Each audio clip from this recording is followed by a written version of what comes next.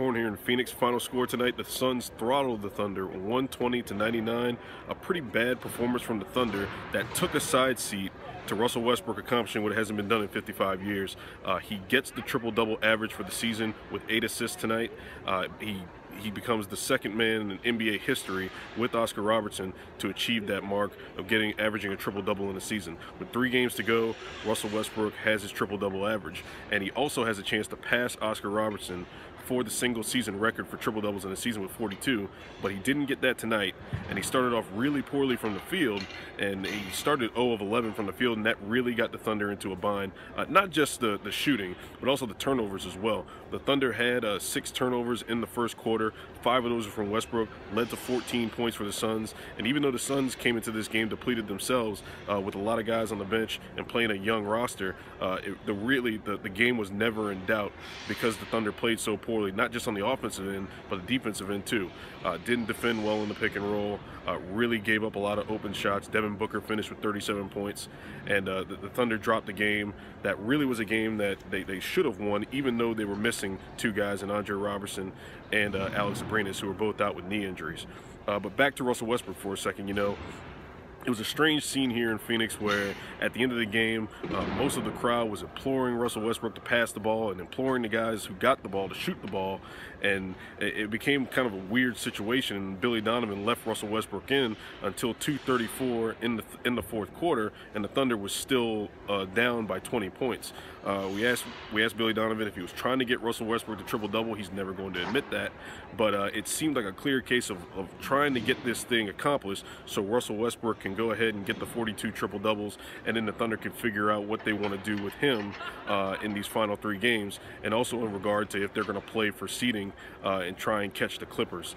Now, after the game was an interesting scene as well, because Russell Westbrook stayed in the Suns practice gym for probably a good 45 minutes to an hour. Actually, as I'm taping this, he's still in there, and it was confirmed by multiple people that he was in there shooting.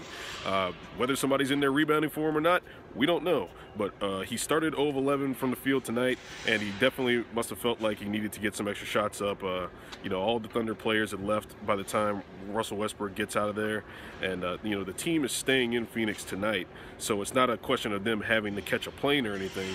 So it's not like Russell Westbrook's inconveniencing the team by doing that, but it was an interesting thing that he's never done that before this season, to our knowledge. Basically, the Thunder lost a game they shouldn't have lost, but in the long term, Russell Westbrook achieved a record that's going to be really tough to accomplish again, unless he goes and does it again next year. But anyway, here's some post-game video from Billy Donovan, Victor Oladipo, and we might tack on some Russell Westbrook if we ever get him out of the practice gym. Past 2 games, you guys competed and performed at a high level. What needed to be better tonight? Effort, man. We just didn't come out with a sense of urgency. Start with myself, just go out through the motions, man. There for an hour after this game 79. Seems like you really care still this deep into the season. Yeah, man. I just wasn't myself. Just gotta come out and be ready to make sure that I set a standard for myself. That's really hard. It's a part of it. It's good for me, sometimes it's bad for me, but I can live with that. And I want to make sure I stay up to my standard and hold up to my end of the bargain for my team. Russell, can you talk about the first half, how frustrating that was for you? I just did. That help you work through some stuff too, just it's like cleansing when you go shoot like that after. Just get your mind right. You understand, how important the game is, and you want to make sure that I'm playing the best that I need to play for my teammates. And tonight I feel like I let them down on that aspect. Also, you say get your mind right. Is that workout after the game? Is that more therapeutic than anything? That's just something me and my dad always tell me to get my mind right. So whenever that's just something I use, and to I always remember that. Just get your mind right. That can be therapeutic, can be whatever you want to call it, but for me, it's just overall, getting my shit together. Obviously frustrated. Can you appreciate at all clinching the averaging triple-double for a season? Oh, you definitely, man. I wouldn't, could never say in a million years that I would ever think that was even possible. And for me to do it, it's extremely a blessing. It's something that I'm honored and to be able to do, especially in this game today.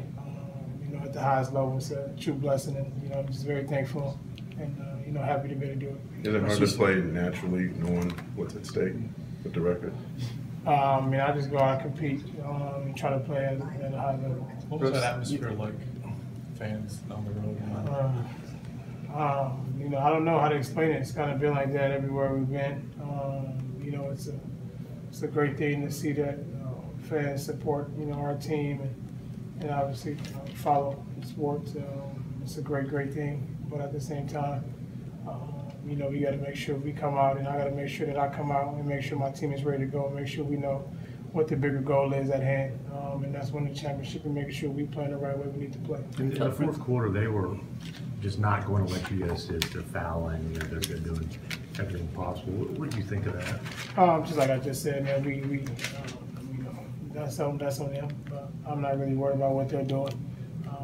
You know, my job is to make sure this team is playing the way we need to play moving forward. So you're not putting any pressure on yourself at all?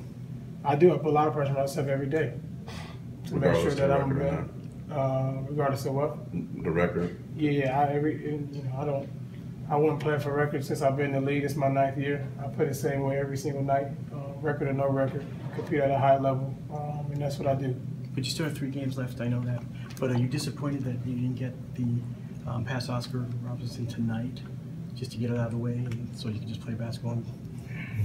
Next question.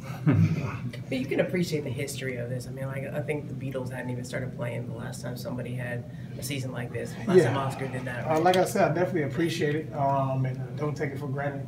But like I said, my main goal since I got here, especially this season, is to win a championship, and that's what my goal is. And I got to make sure that as a leader of this team, I got to make sure our team is moving in the right direction, and I'm playing the way I need to play to make sure that we play the best basketball we need to play. It felt like in the fourth quarter you were hunting assists, that you were passing up shots, looking. I mean, I was 6 for 25. Fuck, I mean, what you want me to do? I'm making the shot, so somebody else can help.